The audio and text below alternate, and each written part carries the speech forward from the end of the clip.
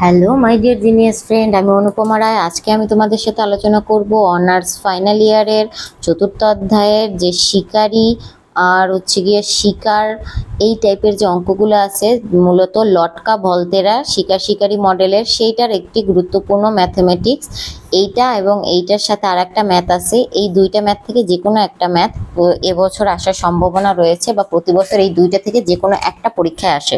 ঠিক আছে, তো আজকের ম্যাথটা করো, এর পরের ক্লাসে আমি বাকিটা করে দেবো। এটা মূলত খ বিভাগে আসে। তো অঙ্কটাকে আমাদের করার জন্য লট এখানে বলা আছে শিকার শিকারী মডেলের ধনাত্মক সাম্যাবস্থার জনসংখ্যা নির্ণয় করো। আমাদেরকে শুধুমাত্র এ যে তোমার এক্স আর ওয়াইটা আছে, সেই লটকা ভটকার সেই যে তোমার এক্স আর ওয়াইয়ের যে সাম্য বিন্দু আছে, বা তোমরা যেটাই বলো সাম্য বিন্দু, ভারসাম্য বিন্দু, সেই ভারসাম্য বিন্দুটার ভিতরে যে ধনাত্মক বিন্দুটা বের হবে সেইটাই হচ্ছে জনসংখ্যা। এইটা আমাদেরকে নির্ণয় করতে বলছে। তাহলে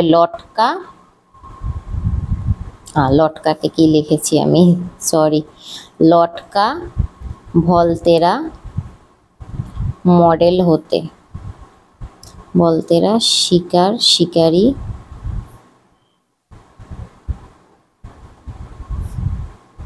মডেল হতে পাই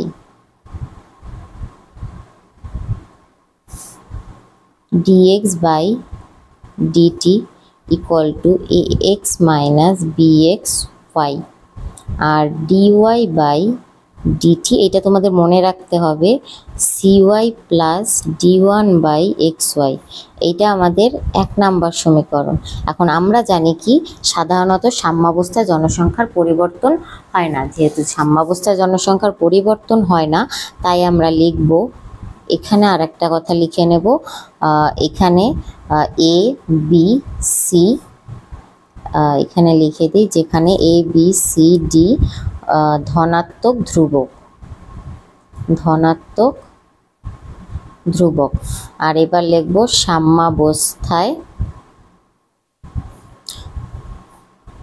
dx by dt equal to 0, আর এবং dy by dt equal to 0। এখন dx বাই dt এর মান হচ্ছে ax minus bxy equal to 0, আর এখানে হচ্ছে cy plus d1xy equal to 0। এখান থেকে আমরা x কমন নিলে a minus by equal to 0 হবে। ঠিক আছে, আর এটাই আমাদের কি হবে বলো তো, আমাদের y কমন নিলে c plus d1 x equal to 0 হবে। আশা করি বুঝতে পেরেছো। ঠিক আছে,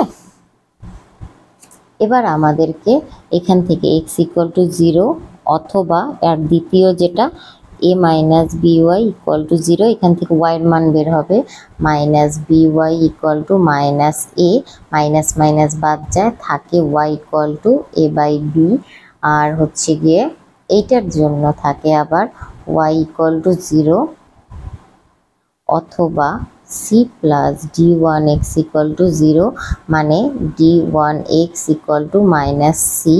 এখানে আমাদের x equal to minus c by d1। আচ্ছা, এখানে একটা মাইনাস আছে, তার মানে এখানে একটা মাইনাস, এখানে একটা মাইনাস। তো এই মাইনাসটা আমাদের ভিতরেই রেখে দিই, বাইরে না আনি। মানে এখানে একটা মাইনাস, তো মাইনাস সি যখন সাইড চেঞ্জ হয় তখন আমাদের হয়ে যায় প্লাস সি, তার মানে টোটালটাই প্লাস। আমরা এখানে একটা মাইনাস দিতে ভুলে গিয়েছিলাম, যার জন্য অঙ্কটা একটু সমস্যা মনে হলো। ঠিক আছে, তারপরে এবার আমাদের এই যে এক্স ওয়াই মানটা বেরোয়েছে, এবার আমরা লিখবো ভারসাম্য বিন্দু, অপর পেজে লিখি। ঠিক আছে, তো আমাদের এবার ভারসাম্য বিন্দু বের হবে 0 0, আর হচ্ছে কি বাকি দুইটা মান। সুতরাং ভারসাম্য বিন্দু হচ্ছে দুইটা কি কি 0,0 এবং c by d1, a by b। এর ভিতরে আমাদের ধনাত্মক কোনটা, এটা তো মূল বিন্দু হয়ে গেছে, তাই এটা ধনাত্মক। অতএব শিকার শিকারীর, এইটা x এইটা y, শিকার শিকারী মডেলের ধনাত্মক সাম্যাবস্থা আর জনসংখ্যা x ইকুয়াল টু c1 আর y equal to a by b। এখন জনসংখ্যা যখনই বের করতে বলবে তখনই আমাদের x আর y এর মান বের করতে হয়, ঠিক আছে? তো আশা করি তোমরা বুঝতে পেরেছো। অঙ্কটা এখানেই শেষ, দেখা হবে পরবর্তী ভিডিওতে। ভালো থেকো সকলে।